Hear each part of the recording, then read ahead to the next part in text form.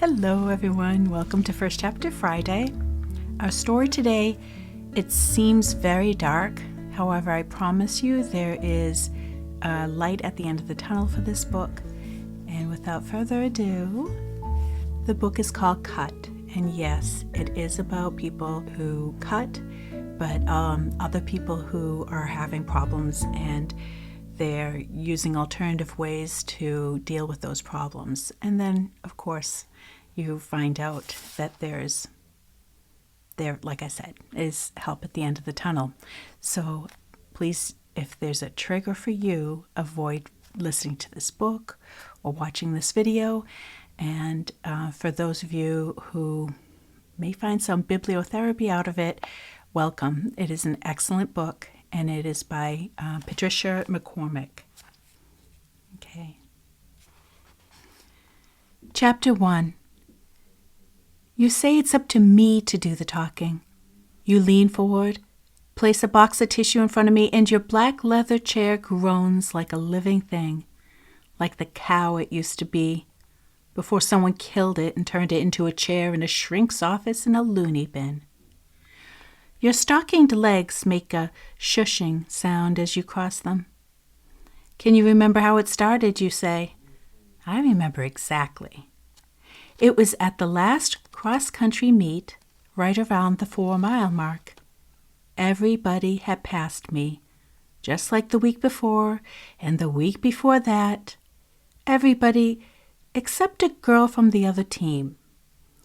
We were the only ones left in the last stretch of the course, the part that winds through the woods and comes out behind the school.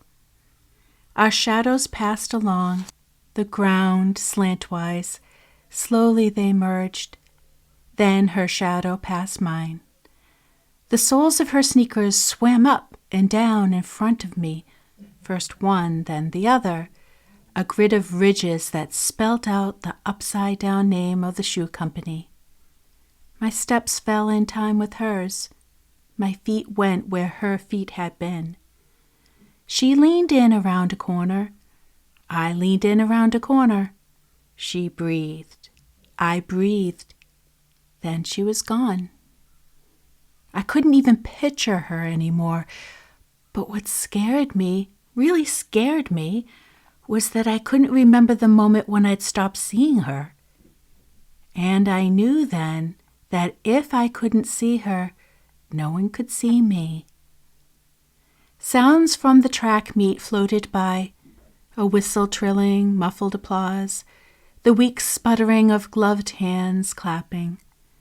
I was still running, but now I was off the path, heading away from the finish line, past the cars in the parking lot, the flagpole, and the Home of the Lions sign. Past fast food places and car repair shops and video stores, past the new houses in the park, until somehow I was at the entrance to our development. It was starting to get dark now, and I slowed down, walking past houses with windows of square yellow light, where mothers were inside making dinner, past houses with windows of square blue light, where kids were inside watching TV, to our house, where the driveway was empty and the lights were off. I let myself in and flipped the light switch. There was an explosion of light. The kitchen slid sideways, then righted itself. I leaned against the door. "I'm home," I said to no one. The room tilted left, then right, then straightened out. I grabbed hold of the edge of the dinner table and tried to remember if we stopped eating there because it was piled with junk, or if it was piled with junk because we stopped eating there. On the table there was a roll of batting, a glue gun, a doily, a 1997 Crafty Kitchens catalog. Next to the catalog was a special craft knife with the word X-Acto on the handle. It was sleek, like a fountain pen, with a thin triangular blade at the tip. I picked it up and laid the blade against the doily. The little knots came undone just like that. I touched the blade to a piece of ribbon draped across the table and pressed ever so slightly. The ribbon unfurled into 2 pieces and slipped to the floor without a sound. Then I placed the blade next to the skin on my palm. A tingle arced through my scalp. The floor tipped up at me and my body spiraled away. Then I was on the ceiling looking down, waiting to see what would happen next. What happened next was that a perfect, straight line of blood bloomed from under the edge of the blade. The line grew into a long, fat bubble, a lush crimson bubble that got bigger and bigger. I watched from above, waiting to see how big it would get before it burst. When it did, I felt awesome, satisfied, finally, then exhausted. I don't tell you any of this, though. I don't say anything. I just hug my elbows to my side. My mind is a video on fast forward, a video with no soundtrack. And finally, you sigh and stand up and say, "That's all we have time for today." Twice a day we have group.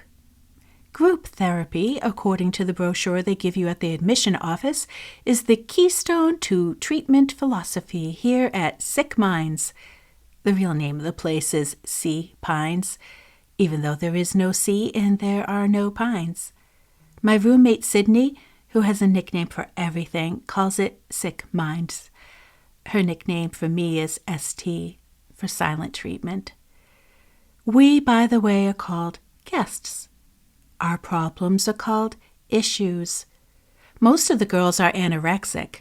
They're called guests with food issues. Some are druggies.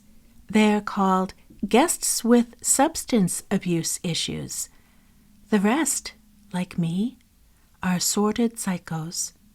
We are called guests with behavioral issues.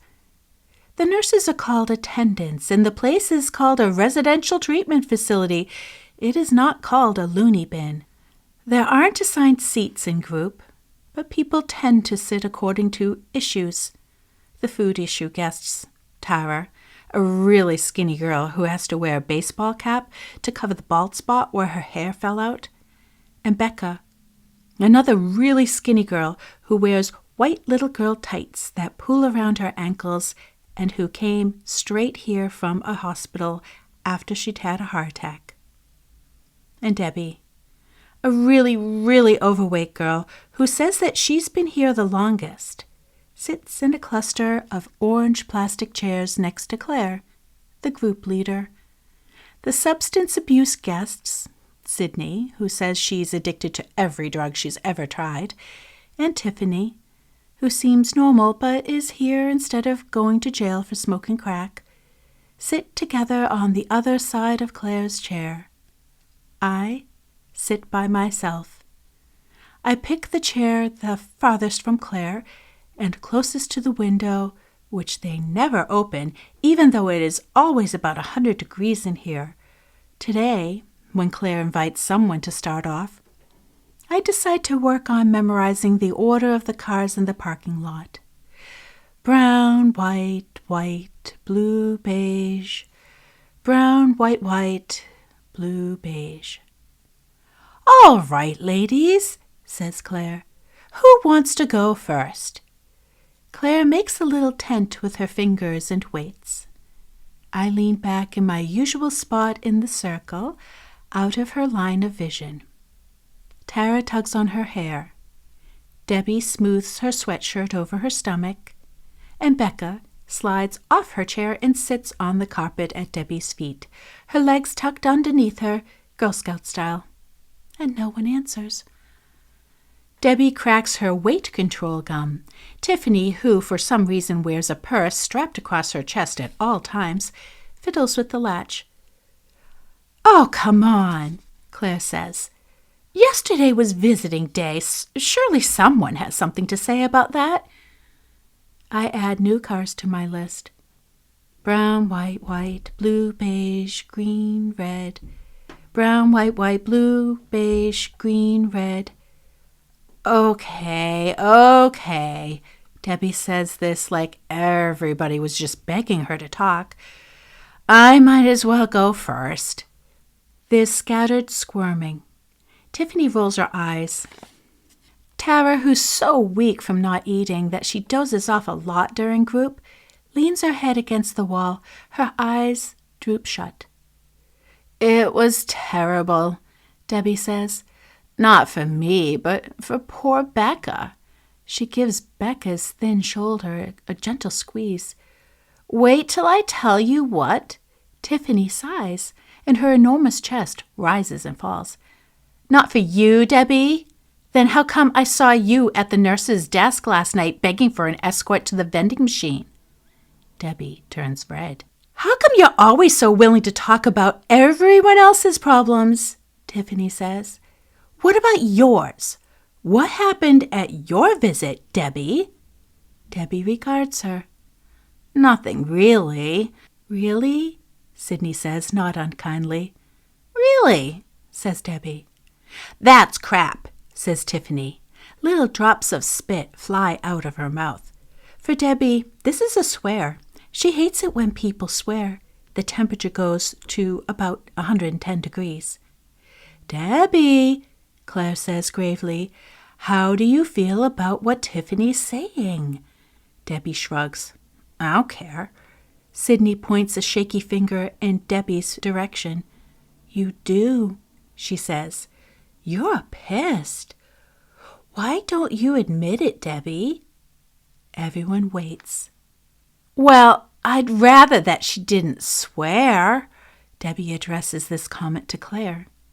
Why don't you look at me? Tiffany says. Why don't you say, Tiffany, I don't like it when you say crap. Could you please watch your GD mouth?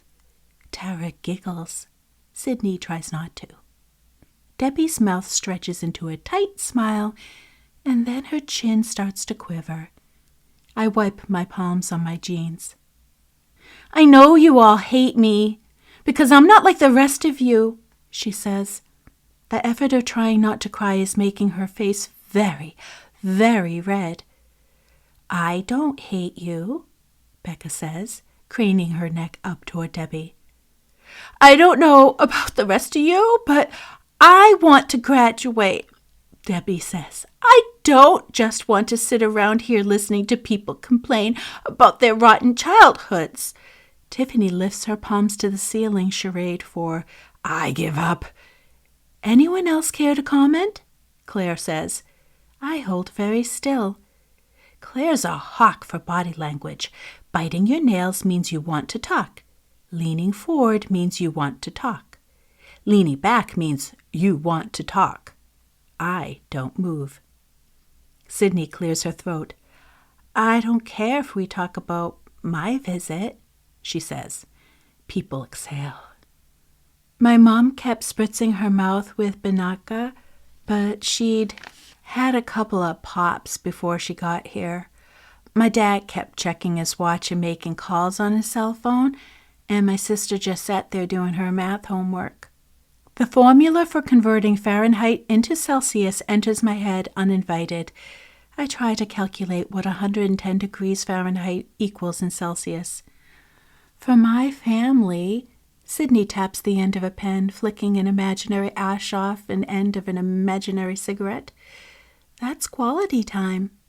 People laugh, a little too hard. How did you feel when they were here? Claire says. Fine. The smile on Sydney's face wilts slightly. I mean, it's just like at home. This is a joke. No one laughs. Sydney surveys the group. Look, I have a strategy. Why expect anything? If you don't expect anything, you don't get disappointed. Tara raises her hand. Were you? Sydney doesn't understand. Was I what? Disappointed. Sydney still looks lost. I mean, I hope you don't take this the wrong way, Tara says. But a minute ago, you were accusing Debbie of pretending not to be pissed. Well, I think you might be pissed at your mom and dad and your sister. Tara sinks back into her chair. She gets tired just talking.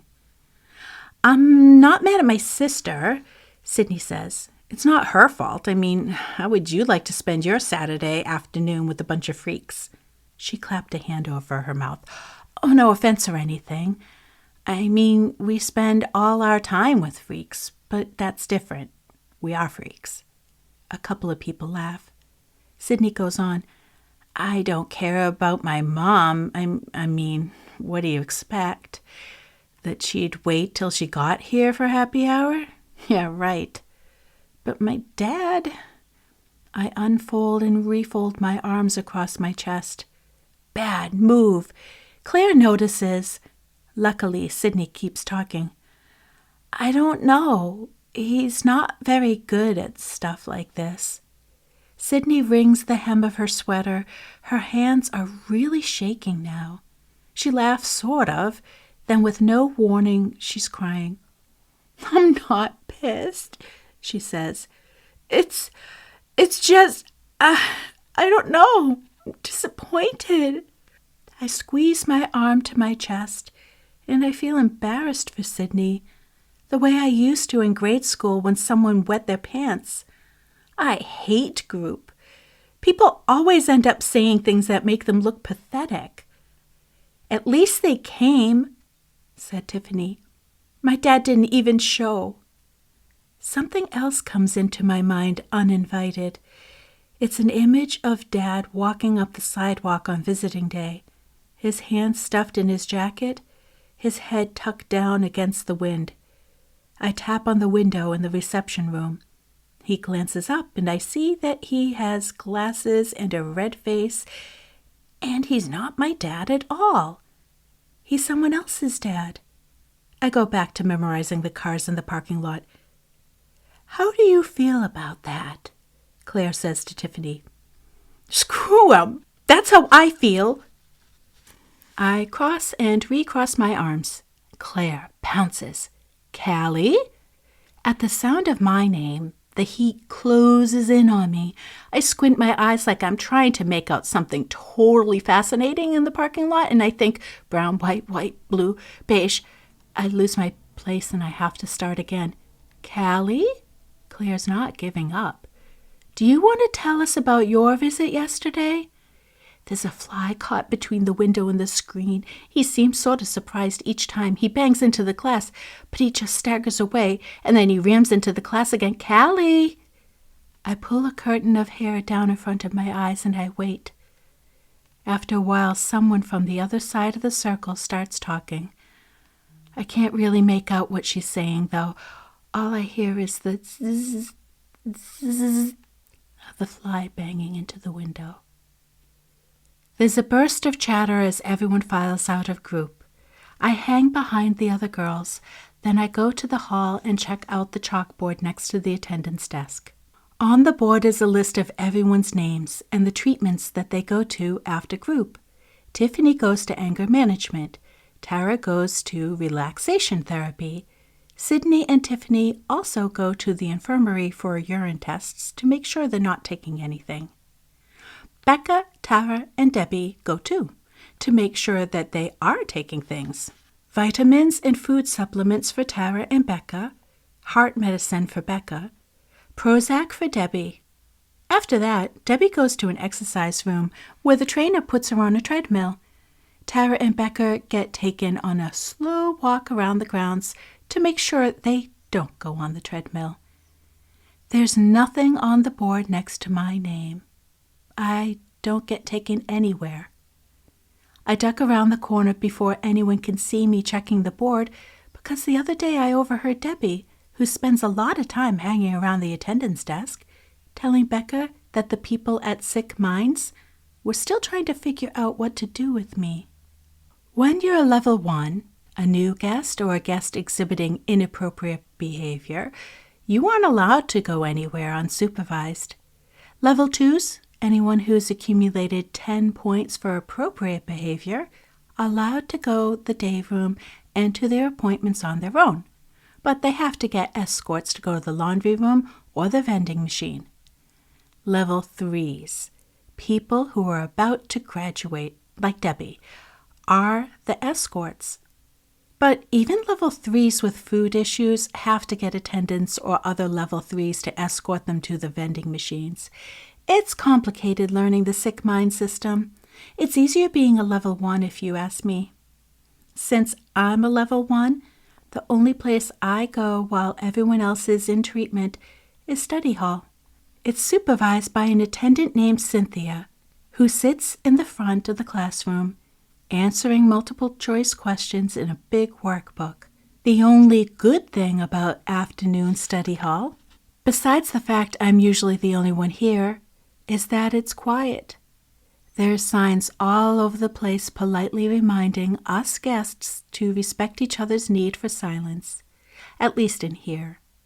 I'm actually displaying appropriate behavior. The walls are lined with corkboard that other guests have covered with graffiti.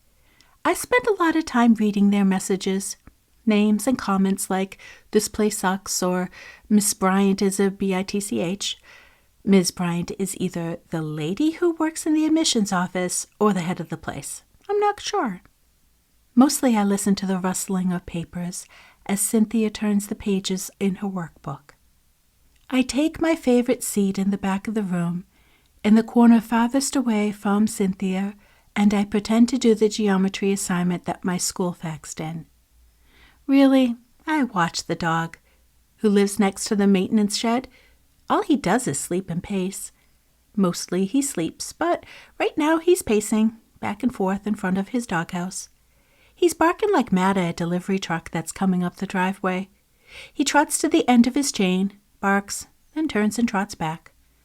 Then he turns around and he does the same thing all over again. He's gone back and forth so many times, he's worn a dirt path in front of his house. I sit there watching the dust fly as he paces back and forth, while nobody pays attention to him.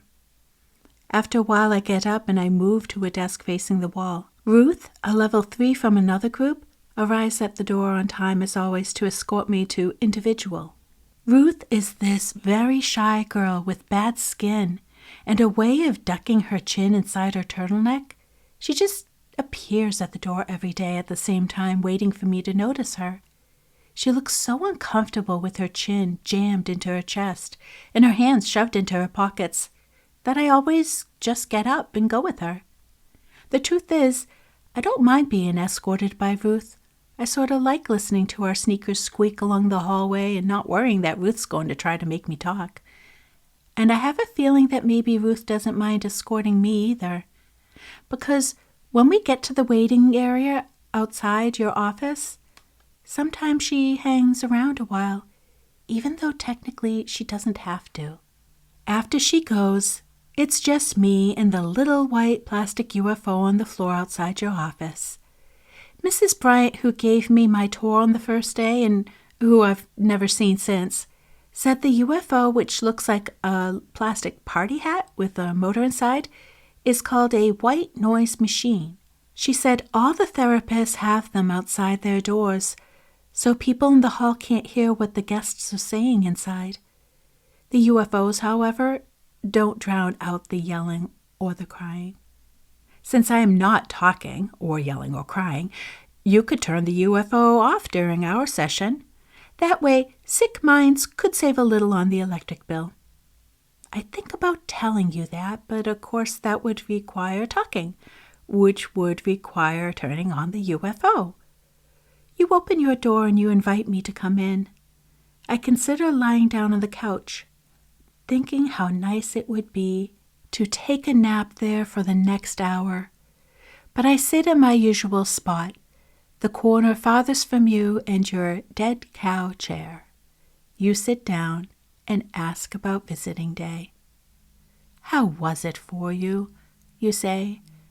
I study your shoes. They're tiny black witch's shoes with silver buckles. What was it like seeing your family? Your shoes look like they're made out of fabric, like they're too delicate to be worn in the real world. Is there anything you want to tell me? I consider saying something totally stupid, something so boringly normal that you'll finally give up and leave me alone. I think about telling you that my mom wore her good wool coat, the one that she wears to church and to doctor appointments, or about telling you that she looked tired, like the before people in the before and after pictures in her magazines, or about how she started massaging her forehead as soon as she walked into the reception room. Sam looked scared and excited all at once. He also seemed skinnier than ever, even though he was wearing a big, bulky red sweatshirt. His inhaler made a big bulge from inside his front shirt pocket. He let me hug him and then shoved a card at me saying, "I made this for you." The card had pictures of cats all over it. Cats dancing, cats jumping rope, cats drinking tea, cats playing basketball. Sam's a really good artist for a third grader, I imagine telling you, in a smart, sane voice. But his spelling really sucks. The card, which I hid under the mattress back in my room, says, "Hop you're feeling better," but with one T. It's signed by Sam and Linus. Linus is our cat, I'd explain to you. You'd nod thoughtfully, and I'd go on to explain that Linus has to live outside now, since the doctor said she was one of the things making Sam sick. I'd tell you that we named her Linus, even though she's a girl, because she used to carry around a sock in her mouth when she was a baby. It looked like a security blanket, so we called her Linus. I'd tell you. You'd smile. We'd make small talk, except I don't make talk, small or otherwise. It was weird not saying anything to Sam when he handed me the card.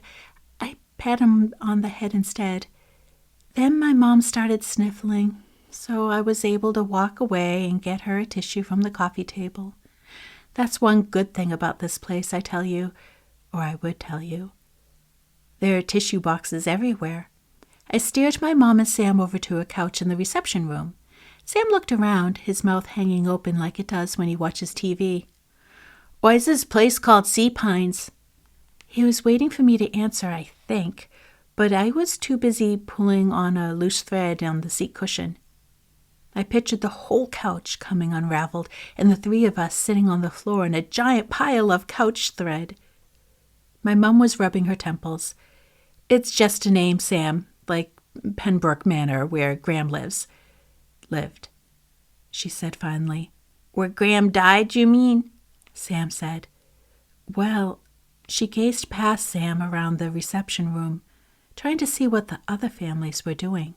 "That place smelled bad," Sam said. "Well, Sam, this is different," my mom said. "This is a perfectly nice place." "But what is it? Why is Cal here anyhow?" "Lower your voice," she said. "I already told you she's not feeling well."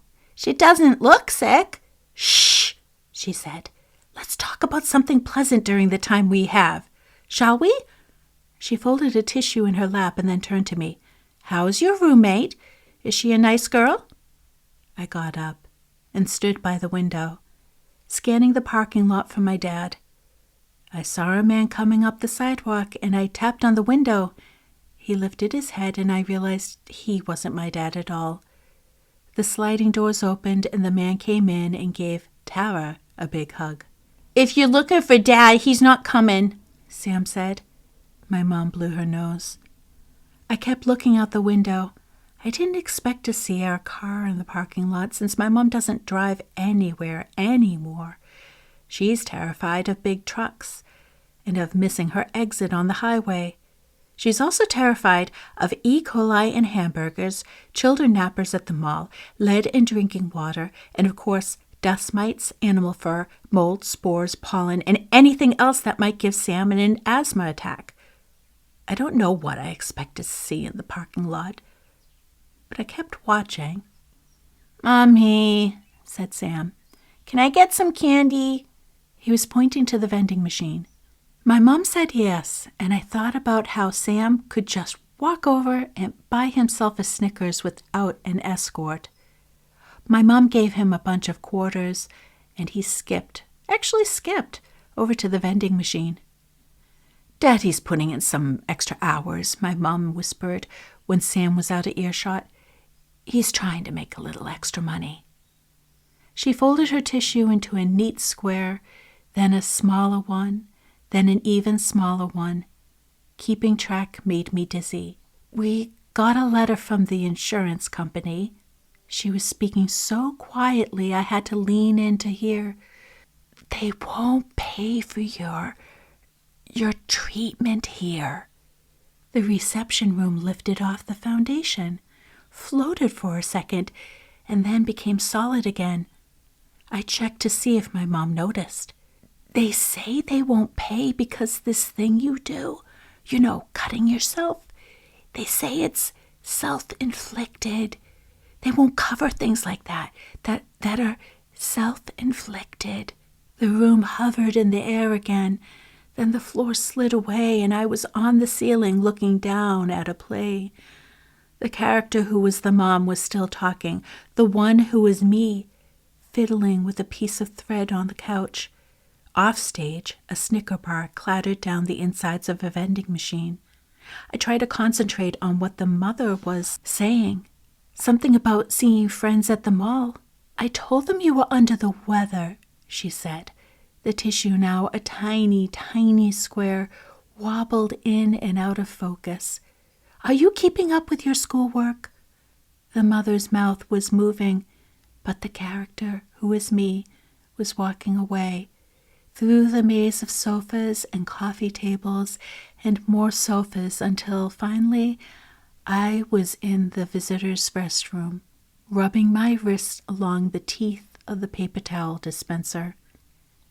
It was like my whole body was just this one spot on my arm that was begging to be scratched, carved, cut, anything for relief.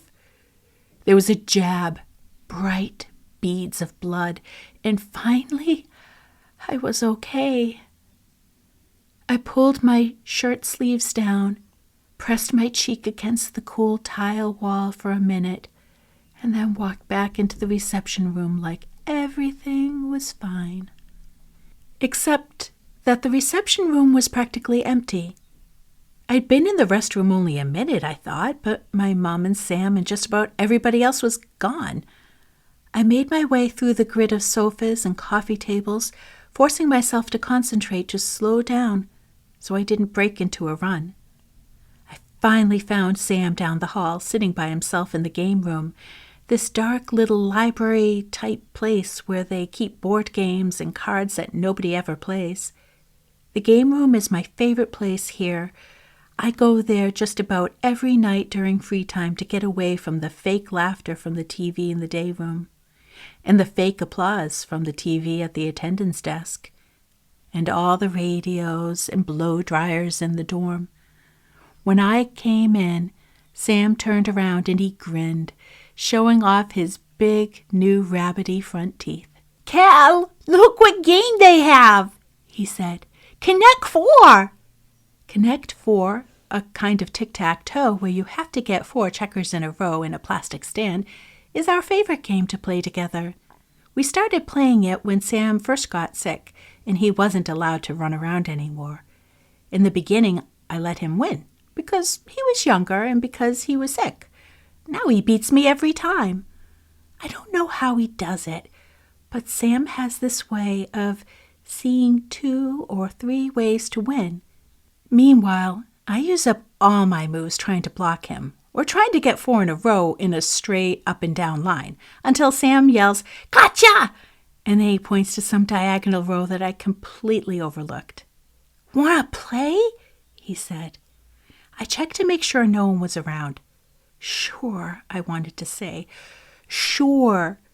I willed myself to speak, but nothing happened. I sent commands from my brain to my mouth. Nothing. I wondered if a person's voice muscles can forget how to work if they're not used for a long time. I stared out the window for a while, like the answers might be out there. I nodded. Sam took the black checkers, I took the red. That's the way it usually is. We don't even have to discuss it. The only sound as we sat at the card table playing was the click of checkers dropping into their slots. I imagined myself saying chatty big sister things about Linus, about Sam's hockey card collection, but just thinking about talking was exhausting. Sam plunked a checker into a plastic stand and he pointed to a row of 4 blacks that seemed to appear out of nowhere. "Gotcha!" he said. "Want to play again?" He didn't wait. "Okay," he answered himself. It dawned on me then that Sam understood. Somehow he knew, in his weird, wise 8-year-old way, that I wasn't talking. So he talked for both of us. I answered by putting a red checker in the center slot. It was my favorite opening move. "Cal," he said, shaking his head, an old, tired Sam who pretended to be disappointed in me. "You need to think laterally." I watched while he put a black checker in the last row. "That means seeing things a couple different ways," he said. "Mr. Weiss says I'm good at that." I put another red checker above the first one and wondered who Mr. Weiss was. "He's my tutor." Another black checker went in, blocking my row. "He comes to the house."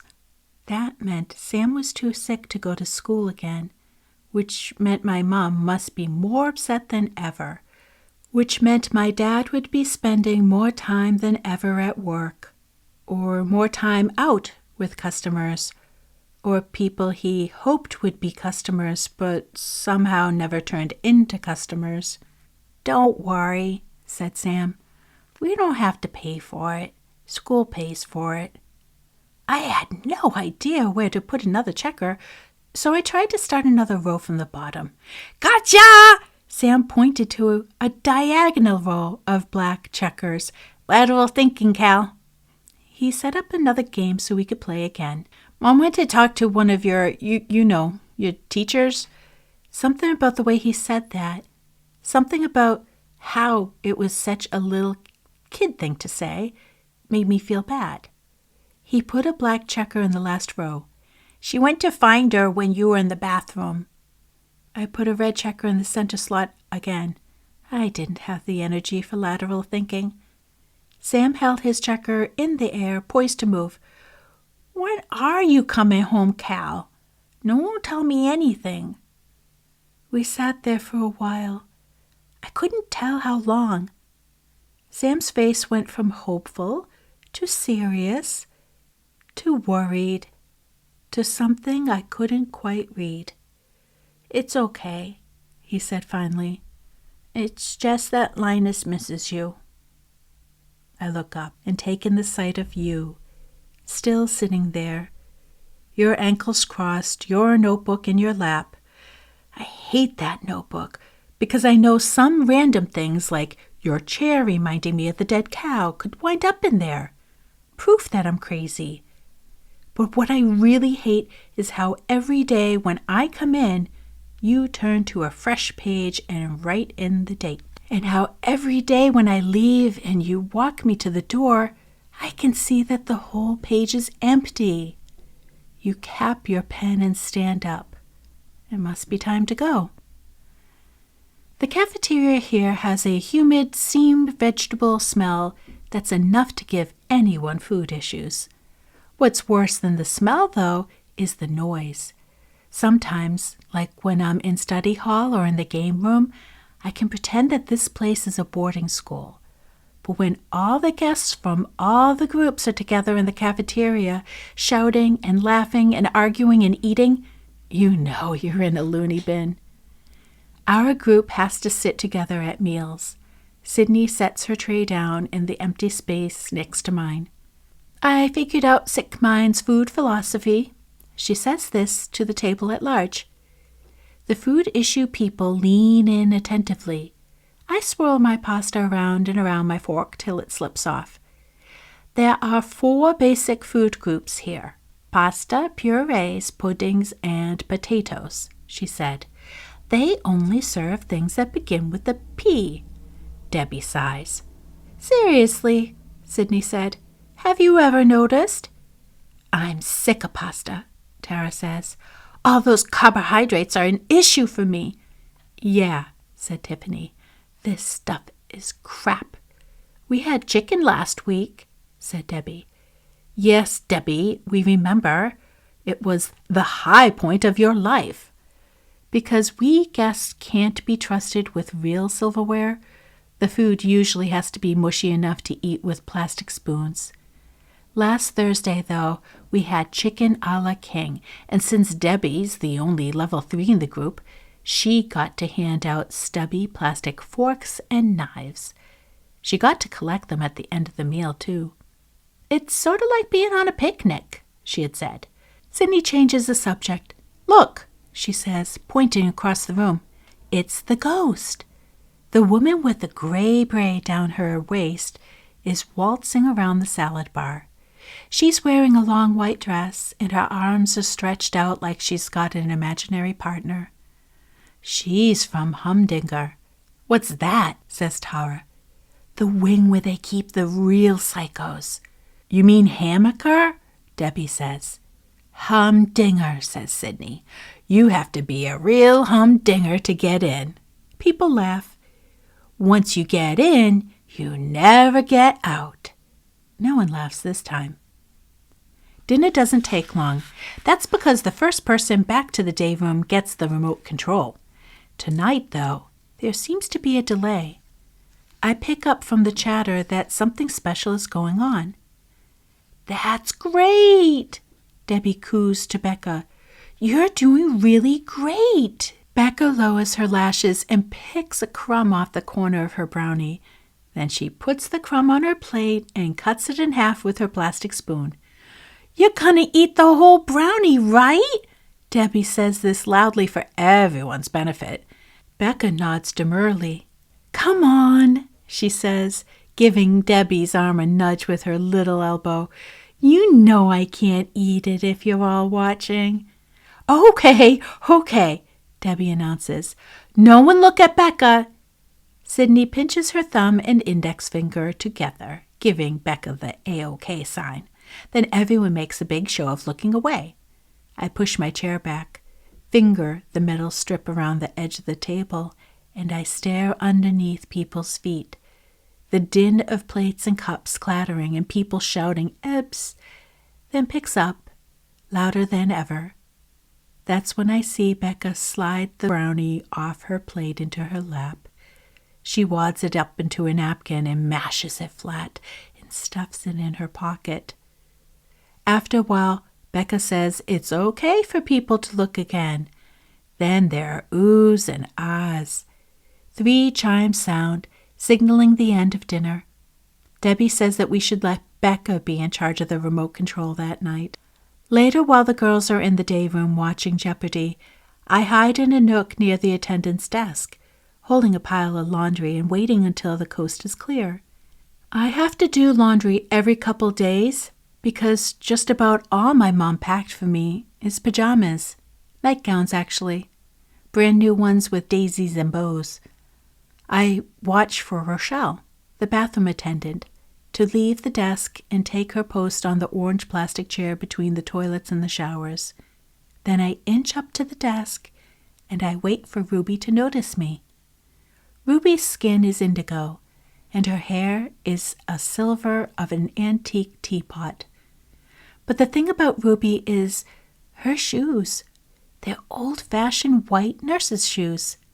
Unlike the other attendants who dress like they're going to an office or to the mall or something, Ruby wears thick white stockings and real nurse's shoes. The first night I got here, the only way I was able to fall asleep was listening for the squeak of her footsteps on the slick green linoleum as she made her rounds. I can't say why exactly, but I trust those shoes.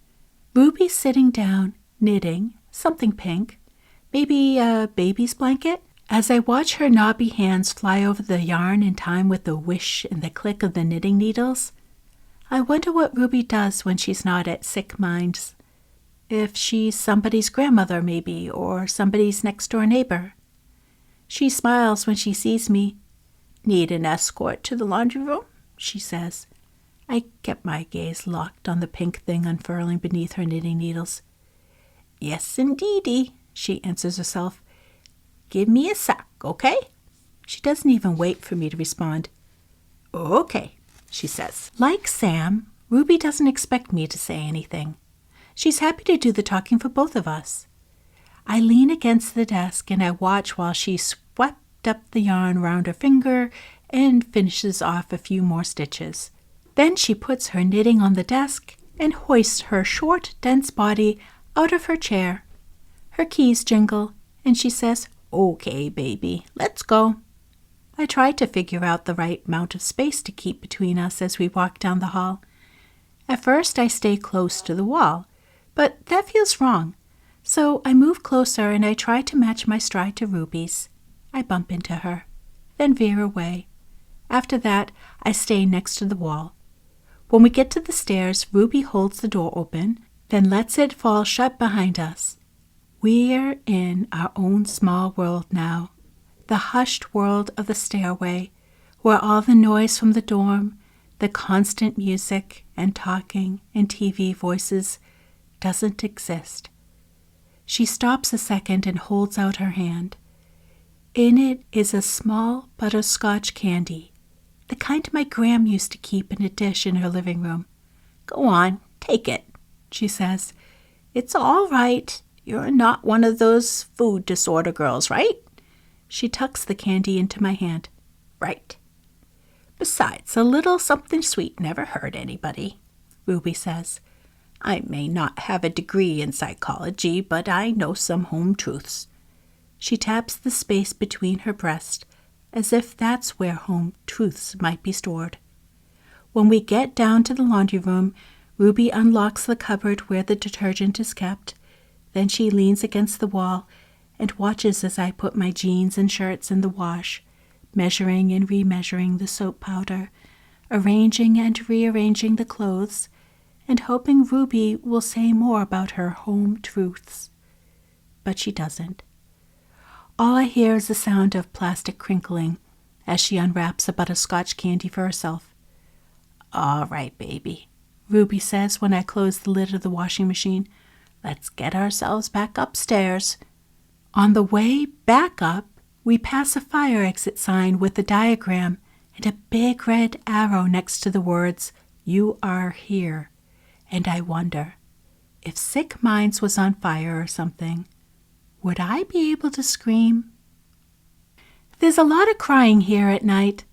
Since there are no doors on any of the rooms, the crying, or moaning, or sobbing floats out into the hallway. Sometimes I lie in bed imagining a river of sobs flowing by, leaving little puddles of misery on each threshold. When I first got here, I spent a lot of time trying to identify the crier by voice and location. Someone nearby mews like a kitten. That, I think, is Tara. Someone down the hall has a choppy cry that starts out sounding like laughing.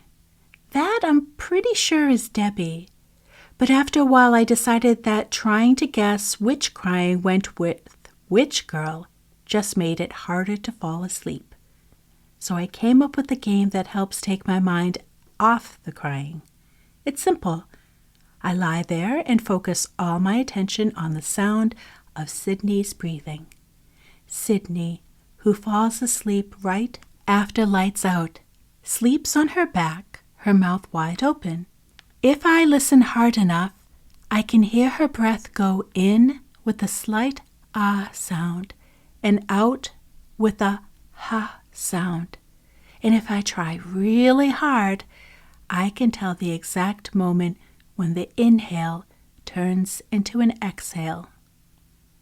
Today, when Ruth walks me to your office, she hangs around longer than usual, kicking the toe of one sneaker with the other. I kick the toe of one sneaker with the other, notice that we're doing the same thing, and stop. Ruth stops too. Then she takes her hands out of her pockets, one at a time, and clasps them in front of her. Slowly, she lifts her chin until finally, after a lot of effort, she's looking at me straight on. Then she smiles. A smile seems out of place on Ruth's blotchy red face, like it's something she doesn't do very often, like it's something she's practicing. I try to let her see, by not looking away, that I don't mind if she practices on me. Then she's gone, and I'm listening to her shoes squeak back to the ward.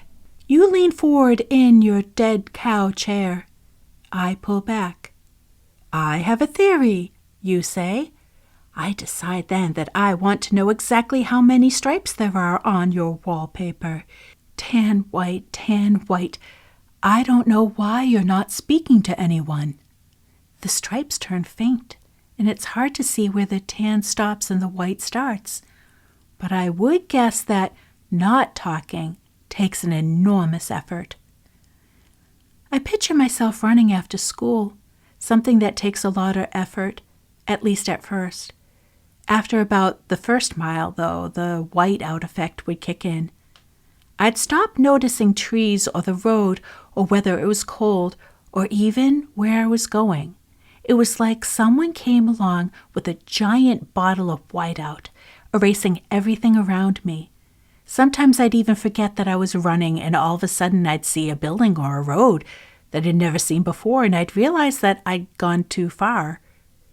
The whiteout effect had stopped. I turned around and the run home, wondering if I'd have energy to make it. It must take a lot of energy, you say. I blink. Not talking? It must be very tiring. I watch granules of dust slowly drift through a shaft of afternoon sun, and all at once, I am tired. Something inside me sags, like a scam giving way, but my brain fights back. My mom's the one who gets tired, my mom and Sam. My mom gets tired washing everything with antibacterial spray and making special food for Sam and scrubbing the lint out of all the filters in the air vent covers to keep Sam from having an asthma attack. So tired that sometimes she has to rest all day. And Sam sometimes gets so tired just getting ready for school that he has to go straight back to bed, which means staying absolutely quiet when I get home from school so that they can rest, which could be for 10 minutes or 10 hours, which means it's up to me to do the spraying and the cleaning, which still doesn't stop Sam from having an attack, which means he could be in the hospital for a couple of hours or a couple days, which means my mom will stay there around the clock until she gets so tired she has to come home and rest, which means it's up to me to do more spraying and cleaning, which means I just don't get tired. You're in a situation here where a lot of things are beyond your control. I look up, and it occurs to me that you've been talking all along. Just about everything you do here is determined by forces outside of your control. What time you get up, how often you go to group, how often you come to see me.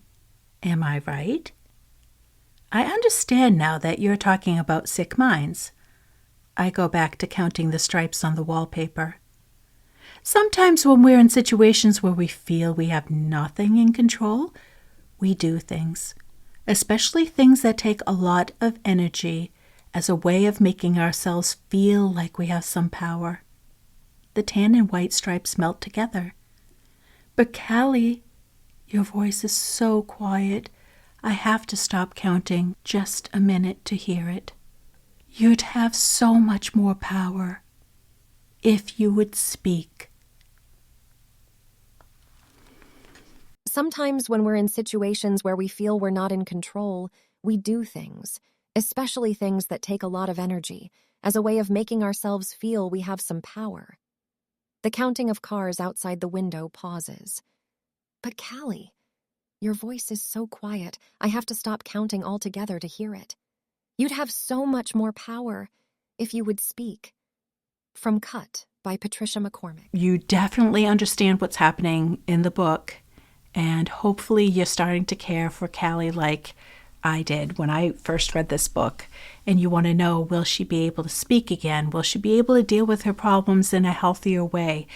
And what will happen to her friends and acquaintances that are at the sick minds? And then, of course, that sweet little brother of hers, what happens to him? So please pick up this book and finish it. It really is a short read, and it is powerful. And I'm so happy that you chose to listen to this story today. Have a great week. See you next Friday.